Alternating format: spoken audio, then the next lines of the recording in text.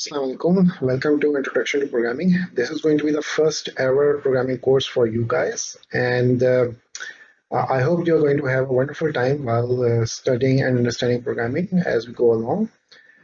So this is going to be the first lecture, and we are going to begin with a brief description about what the course is about and how this course is broken down into its different parts.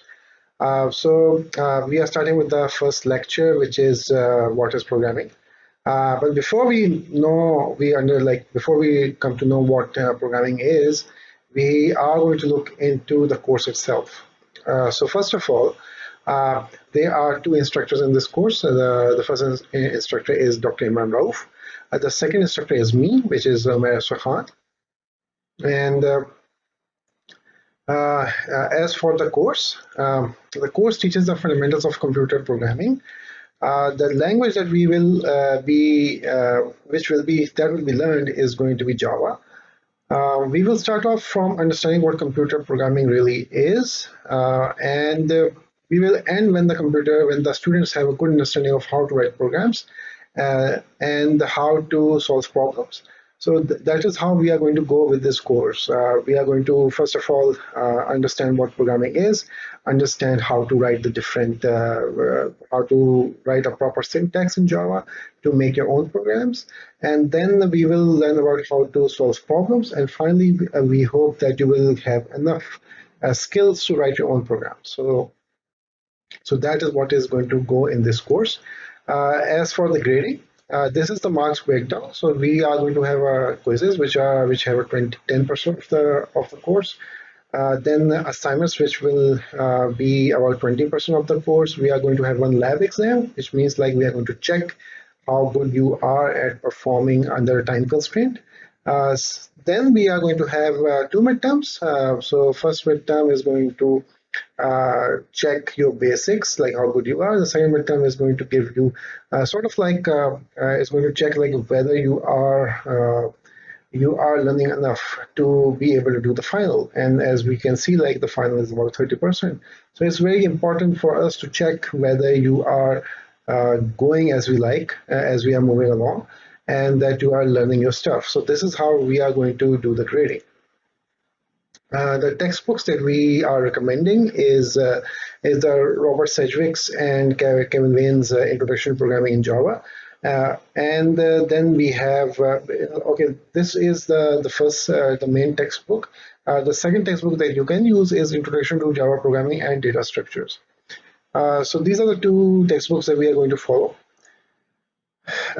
Now, before we begin, in order to be good in this course, like before we even begin, we need to know like how can you be good at this course, and that is very important because first of all, if whatever we cover in a lecture, you have to go back and revise it daily.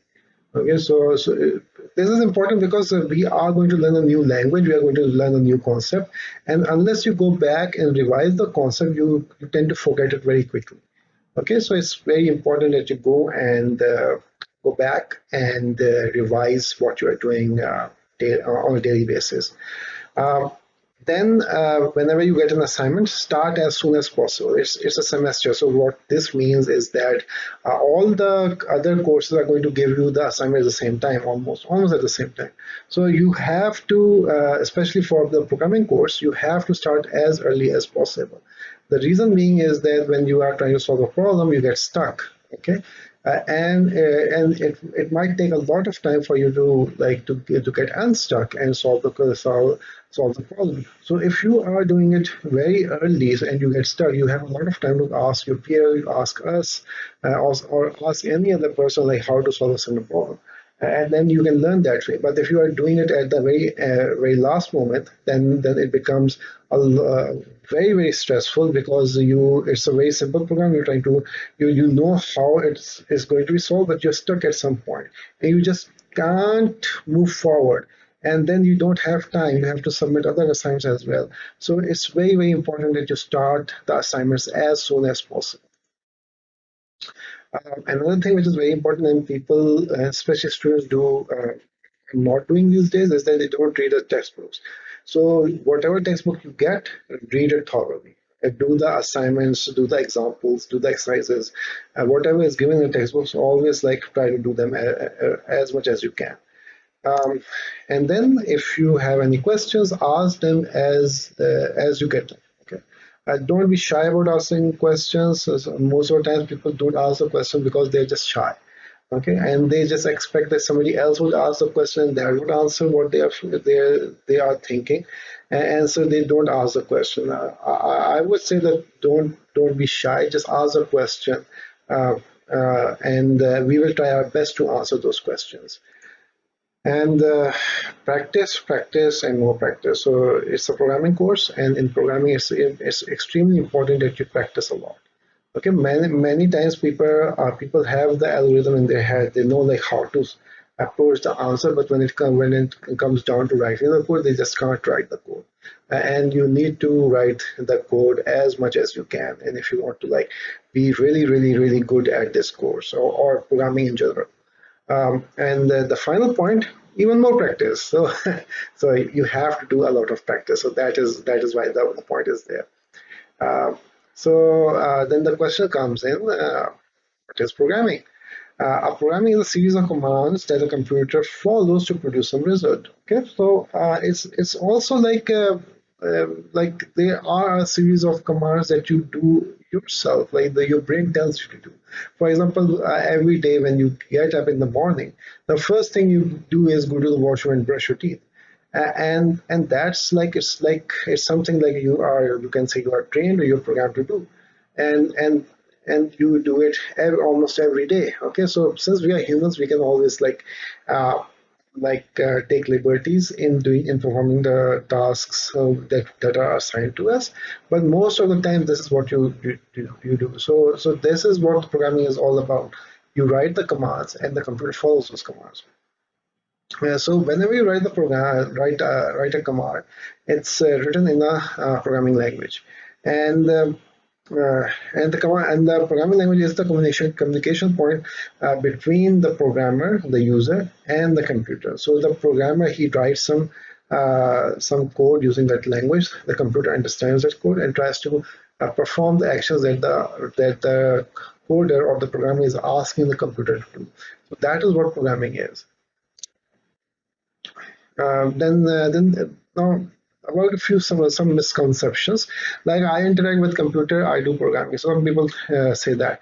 Why do they say that? Is that okay? They tell the computer to do something and it does that. Okay, so that's not programming. That's running of a program. Okay, so the programming was done to create the program. Okay, so what this means is that if you have a program, if your program present, so and it is doing a certain task, so can you make the program like can you make the program do something else? No, it won't be able to do something else because the program has not been programmed to do something else. Okay, so but as and can you make some changes to the program? And no, you cannot make those changes to the program. But as a programmer, what will happen that you will create some programs, it will do some functionality, and in due course of time, if somebody says like, okay, I need this functionality in the software or in this program, then you will say like, yes, it can be done, and that is what we are training you to do. Okay, so you are going to learn how to program and how to create software which does what you want it to do, and so that is what that programming is. But before we begin, we need to understand the flow of information. Okay, so how the information flows from one point to another. In computers, the flow of information is very important because you have to control like how the information is going to go from point A to point B. So the best way I think by which you can learn how to go from point A to point B is by understanding what a flowchart is. A flowchart is about the flow of a process. Okay, so where we are at one point in time and where we will be after a certain actions, after a series of actions. Uh, and a flowchart can be defined as a diagrammatic representation of a step-by-step approach of solving a task. Flowcharts help in understanding programming as you can visualize the flow of information. Okay, so we will begin by looking at a flowchart. see a few examples, and then we will use them to move forward, solve a few problems. So when we talk about flowchart, these are the different symbols that we are going to use. I'm just going to like use the most common of symbols. For example, the first one is the terminator. Terminator is used when you are going to show like the flowchart is starting from this point and it's terminating at this point. The process is that when the information is flowing from one point to another, you are going to perform some process on that information. So that is you use this box for that. Decision is that the information is coming in a certain direction, and it can either go left or it can either go right, or it either go to some other destination. So so that is where the decision is taken. Okay, so for example, you enter a room, so you can either turn the lights on or you can turn the lights off. So whatever decision you take, okay, so it will change the state of the room. Okay, so that is where the decision comes in. Document. So when you come to document, what it means is that when you are doing a process, a document is created. Okay, so it can be a printed document, for example. Okay, so you write an essay and you just print it, and once the document comes out, so this is where it will tell you like at this point in time the document will come out. Data. So what this means is that it's about the input and output of information. So if you're inputting data and if you're outputting data, you use this parallelogram. Then we have databases, predefined processes, on-page connector, the flow arrow. The flow arrow tells us like how to move from one part to another. We have the off-page connector. So these are the different symbols that we use. For the examples that are coming, we are not going to use all of these symbols, just enough to have a good understanding of how flowcharts works. How flowcharts work. So here's an example.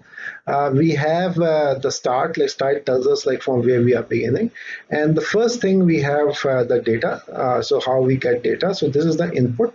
We are reading the value of x, and then in the next step we read the value of y.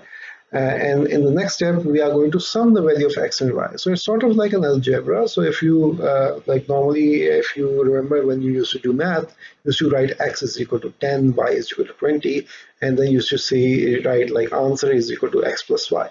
So over here we have sum is equal to x plus y. Okay, that is what we are going to do. And once the sum has been calculated, we are going to print sum. So at this point, a printout will be generated, and it will tell us like it will give us the sum of the calculation we did above, and then that will be the end of the entire process. So this is a very simple example, like how the information is flowing, how the computer is going to perform the task. So now how the computer is going to read X, how it's going to read Y, how it's going to sum a certain value.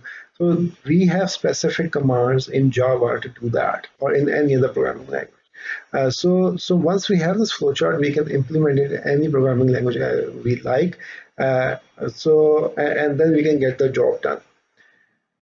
And here's an example of another flowchart. And now this time, instead of computers, we have a flowchart of how to make tea. So first of all, we start, and the first thing that we normally do is like we turn on the stove, and then we put water in kettle, and we put the kettle on stove. Okay, so these are the process by which we begin, and then you can see like we move forward, and it tells us like it checks if the water is boiling. Okay, if the water is not boiling, it will return and it will keep checking whether the water is boiling. So that means like you are just standing there and you're looking at the water and you're waiting for it to boil. So unless it boils, we are not going to move forward. So once the water starts boiling, we add tea, and once the tea has been added, we pour the tea in a cup, which means like the water and the tea combined. We pour it in a cup, and then we add milk to it, and finally we add sugar. Some people don't add sugar, but in my case, I do add sugar. So we add sugar, and then we come to another terminator, which is the end. So this is the entire flow chart of how we make tea. If we were to like write down the process how the tea can be made, so it can be done this way. So now in future, if ever there is a robot which can make tea for us, we can always use this flowchart to define how the robot is going to perform all the tasks. So this is why the flowcharts are very important in understanding a series of operations that can be performed by writing code. So now here is a simple class exercise. The class exercise is that you have to move from point A to point B, and the processes that you can do is move left, move right, move up, and move down. Okay, so these are the processes you can do, and you have to go from point A to point B. So now take 10 minutes and try to uh, draw a flow chart which takes you from point A to point B. Okay, so take 10 minutes, and once the 10 minutes are over, we are going to discuss the solution.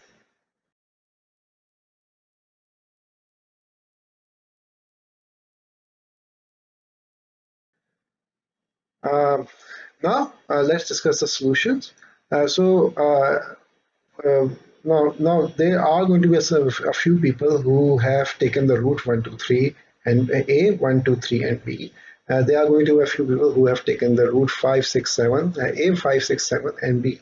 I mean, both of the routes are okay. Both of the answers are okay. So in this case, if somebody's at we can say like move right, then we move down, and then move left. Okay, so that's how are we going to solve this problem.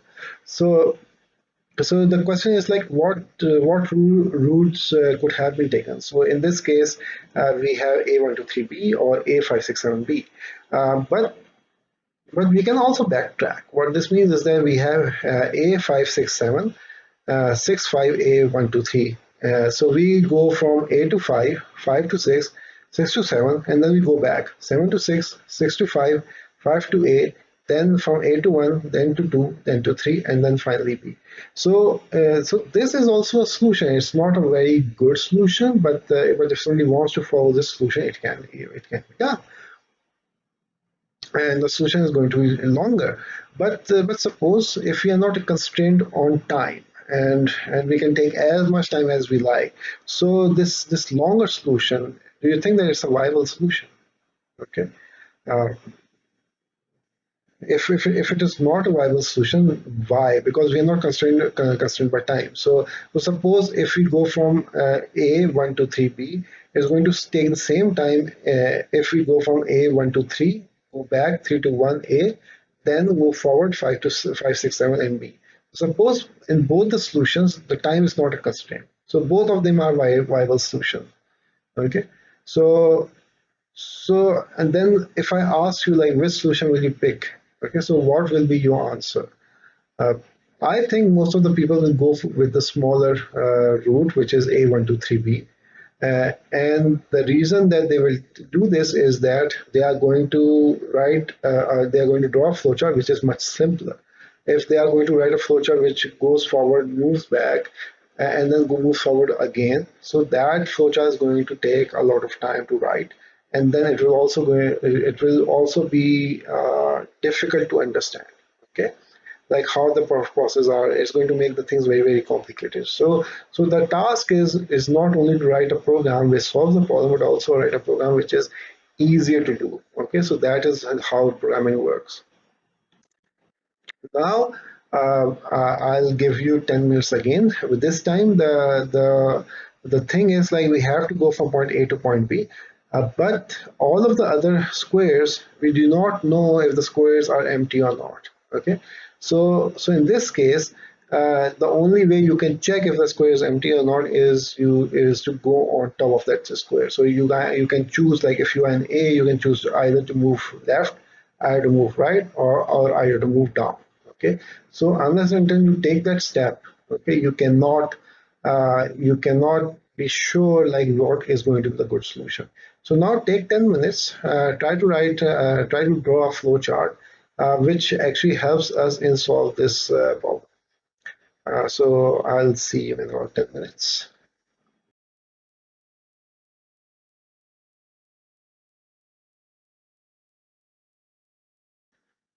Okay, now let's discuss the solution. So why was the solution more complicated? So So that is one of the questions, why do you think this solution is more complicated? The second question is, did you come up with a solution? Okay, so were you able to write a solution? And if you were not able to write a solution, or if the solution is very, very long, okay, so what was the reason for that? And finally, if I increase the number of squares, okay, so won't this problem become more complicated? Okay, so you can see that initially this problem seems very, very small and very, very easy, but as you increase the number of squares, the problem can become very, very complicated. So the task at hand is to write code, is to draw a flowchart, which helps us in solving the problem very, very, very efficiently and very, very easily. So that is also what programming does. It helps you into writing the programs which are very very quick to be performed and which give us the solution.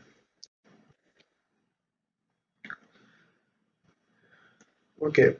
Uh, so now, in order to understand programming, we just had a couple of commands. So move left, move right, up and down. So all of these commands. So these are the commands that were given to you. You cannot jump to from point to point A. You could not teleport from point A to point B. Okay. So these are the commands which are given to you, and you were limited in doing those programs. That is how computers work. Because based on the programs, you are based on the language, you are limited in performing certain tasks. Okay. Still, we can do a lot of wonderful things using that language. In the previous example, we did not need any other commands to solve the problem. That's why we had these only these commands at our disposal. So the order in which the commands work, it matters. For example, in the example, previous solution, if we do move left, move right, move left, move right, move left, move right, we will never reach our solution. Okay, we will be stuck there. Okay, so the order in which you will be doing the command is very, very important, and that is exactly what happens when you write a program in the computer. Uh, uh, so the computer follows what you tell it to do, stops or gives wrong output if the command is wrong. Okay, so if you give it a wrong command, if you write a wrong command and you tell the computer to follow this command, so the computer will either stop or will give you the wrong output. So you have to be very, very careful uh, when you're writing the commands for a computer in order to perform a certain program. So the question comes in like, but how do computers actually work? Okay, so what happens is that the user actually writes commands on the computer. Those commands are taken to the RAM. Okay, so RAM means random access memory, which means we have a memory like we have a brain, and similarly we have a memory. The computer has a memory, and whatever you write is gets stored in the RAM. Okay, so the RAM stores all the data that the user writes, and then this data is processed by the CPU, by the central processing unit. And so it takes the data, it processes this, and once it has done the processing, it gives you an executed program and an output. So that is how the computers work. So now we come to Java, like what Java really is. But before that, whenever you want to give commands to a computer, so the commands can be given in a vast number of languages. So there are a lot of languages which are available these days. For example, we have C, we have C++, C Sharp, Python, Ruby, Java, Rust, Haskell, uh, Erlang, and COBOL. So we have a lot of languages which are available these days. Um, and all of these languages have their pros and cons. But we have opted to use Java because Java is the most widely used language these days, and it's most widely used in the many software houses which are present in Pakistan.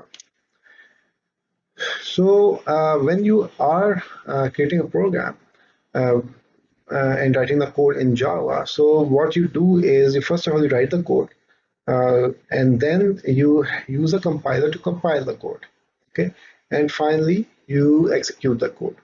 So explaining these steps one at a time, writing code. When you write a code, you have a series of commands, which are written in text and follow certain grammatical conventions. Okay, so if the grammar is wrong, okay, the computer cannot make sense of the program, and it will probably not run the program. Not run the program. So and similarly, it works the same way as we talk. If you can make sense if you talk in proper grammar, but if you're not using the proper grammar, it becomes very difficult to tell the other person like what you want to do. And the same case is with computers. So whenever you write the commands, you write them in a text file and you save them text file with the .java extension. So what this means is that when you write a text file, you normally save it as .txt. For the Word documents, you have the .doc. Now we have docx these days, and then for Excel we have XLS and XLSX. So what kind of a software you are going? So what kind of a software? So what kind of a program you write? Okay, so depending on the extension, the software opens that program. So for our case, we are going whenever we write a program in a text file, we save it with a .java extension. Okay. A compiler is the application that translates the program from a Java language to a language more suitable for execution on the computer. So what this means is that when you write the Java language, it makes life easier for us. So it becomes an entryway by which we can type a program and the computer understands the program. But what normally happens is that you write a program in Java and the computer link translates it into ones and zeros. Okay, so it's sort of like your natural language is Urdu. So when somebody talks in English, so people tend to convert that into Urdu, and then they actually understand like, okay, they translate the thing in Urdu, and that's how they understand like, what the other person is doing. And the same goes with the computers. Uh, so so once the compiler does all the compiling, it produces another file which is called the .java file, and it has the same name as the name of the program. So if your name of the program is test, so the file you will create will be test.java, and after compiling the file that will be created will be test.class. And now once you have compiled the programs, which means like the program is ready to be executed. So all you need to do is oh yes. Before that, if you want to compile the file, what you do is like, for example, the name of the file was test.java. So you will write Java C, which means Java compile test.java. So that will tell the compiler to compile the file. Now, once the file has been compiled, so you want to execute the file to execute the code to make the computer perform what you want it to perform. So normally you write Java space and whatever the name of the file is. So in this case, the name of the file was test. So you will write Java space test. You will not write Java space test.java because it is going to run the compiled file, which is java.class. So all you need to do is just write Java space test, and it will run the program that you have just created. So here we have our first program. So if you want to want the computer to say something, then you can use this program. Normally, this is how you start programming. So let's look at this program. So first of all, we have a public class first Java program. So now in Java, the name of the program is given as class first Java program. So what this means is that we have a class and the name of the class is first Java program. So the file that will be created will be first Java program.java.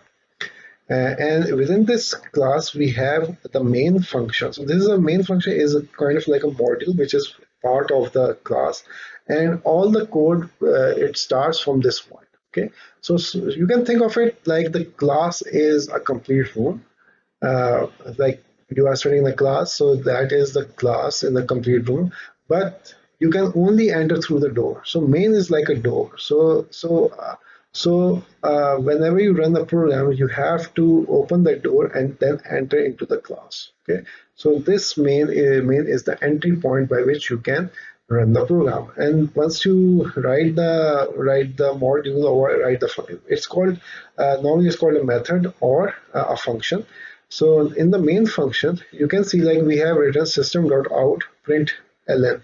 So this might seem confusing, but what this means is the system, like the system you're working on, your own computer, dot out, it should output something, and what and how it should output, it should print line.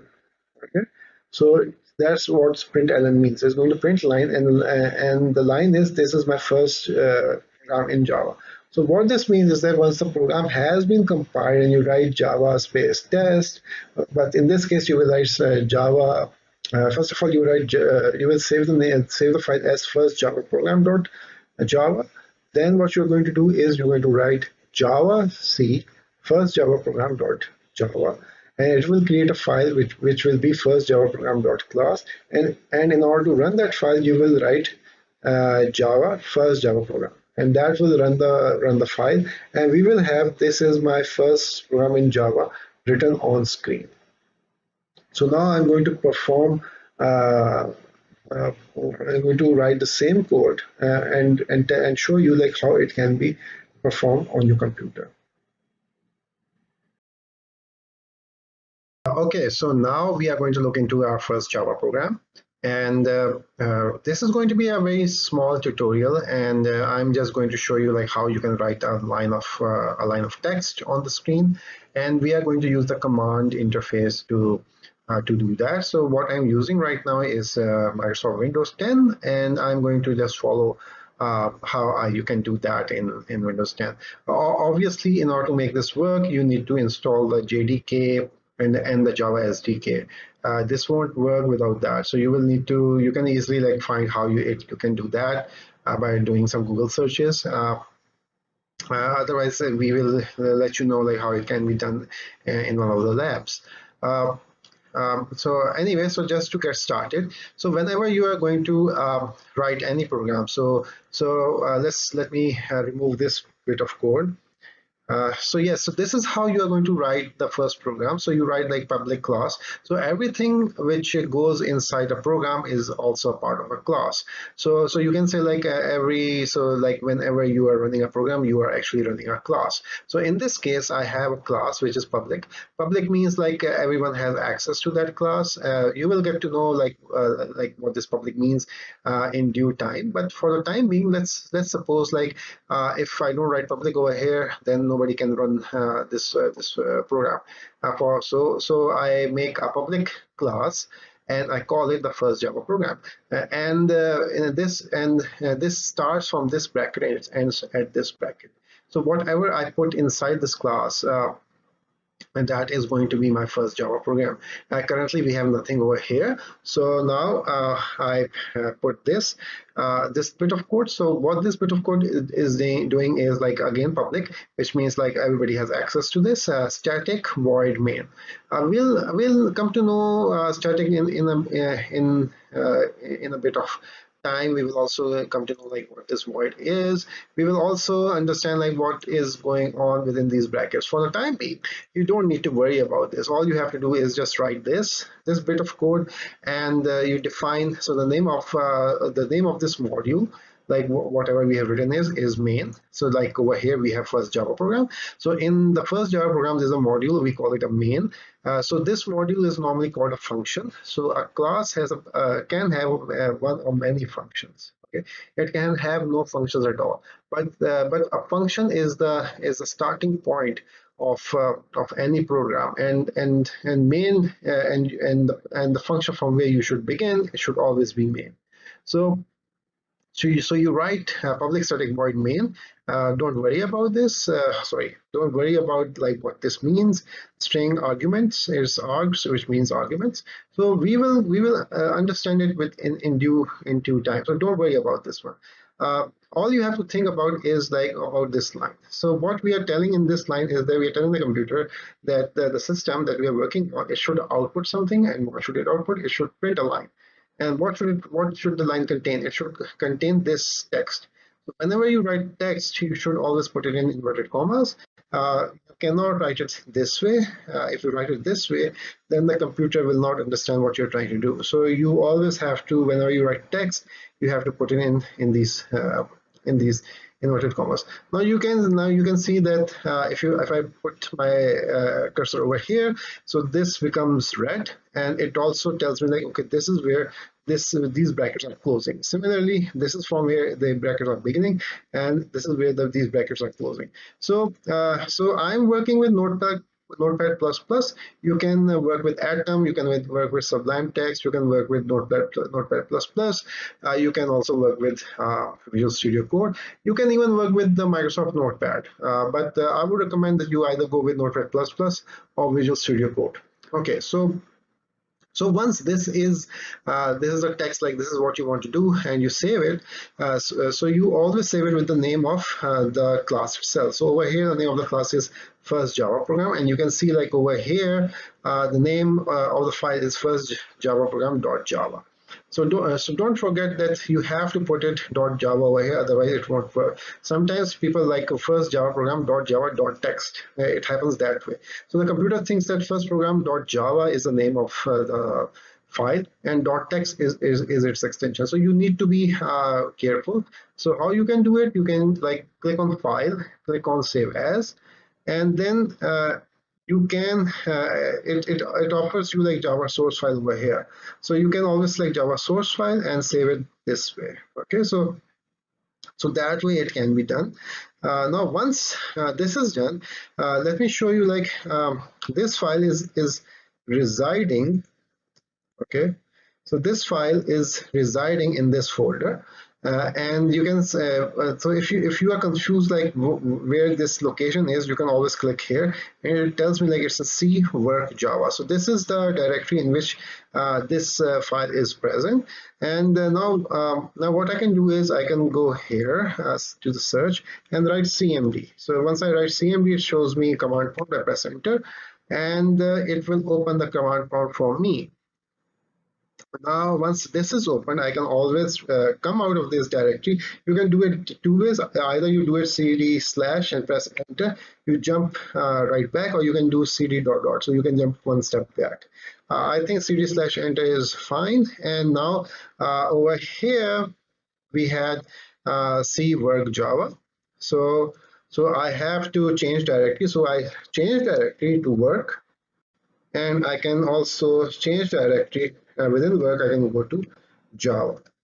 Okay, so I can change directory this way, or I can do cd change directory work slash Java. So I can just jump into that directory like in that directory directly. Okay, so now I write directory like dir, so it gives me the list of the files which are present, and you can see like over here I have first Java program.java. Okay, so I have this file available. So this is the file which I'm going to work with. So now I have this file and I want to compile this file, so I will write Java and C, so Java compile, and I write first right. So you just write first, so like here FIR, and since that is the beginning of the file, you just press tab, and it will write the name of the entire file that way. So you just write first and then press tab, and it will write the name of the file completely, and then you press enter. And if I haven't made any mistakes, it will not show me any errors, which is it hasn't. And if I write dir again, you can see that I have the first Java program.java, and I also have the first Java program.class. So this file was generated, .class file was generated once this code had been executed. So this is a program now. Okay, so the compiling part, what it does is it goes through the code and it compiles all the code into a program, and then we can easily run the program. So you can just write Java and then write for I press tab and I just write Java first Java program, and I press enter, and you can see like this says this is my first Java program. This is my first program in Java. That was the line of text that I wrote over here. And now if I want to write another line of text, I can just copy this and I paste this. This is my first program in Java. this is my second line in that program. So I just write second line in that program. So now what I have done right now is that I have changed the code and I have saved this code. Now once the code has been changed and it has been saved, I need to recompile it. So again, so it's easy. You can just press the up arrow. It shows me the previous file, the previous command that I wrote. And before this command, I wrote dir, and before that I wrote Java C. And then if I press enter, it's going to compile it again. And it's done with compiling, and now I'm going to run. Okay, that is gone, so I just going to write Java, and first class I can just run it now, and you can see like now it shows me 2 lines of code. So you can see like how this can be used to write the lines of code, which we like the lines of how we can change the lines of code and how we can use this program to show some text on screen. And this is the very basic program. This is how you always start writing programs in any language. You first of all see like if the code is being compiled and if I'm going to get the output that I desire. So that was the starting, that was the beginning of this course, and that was the first lecture for this course. So I hope that you guys really enjoyed working with this. And as we will move forward, we will make more complex programs, and this is going to be a lot of fun for you guys and also for us. So if you have any questions, you can always write to me, and send me any comments. And if you want to learn something extra, you can always let me know, and I can give you some resources online that you can try and you can learn the things yourself. But as I said before, the best thing that you can do with yourself is work on time and do as much practice as you can. So that's about it, and I will see you in the next lecture.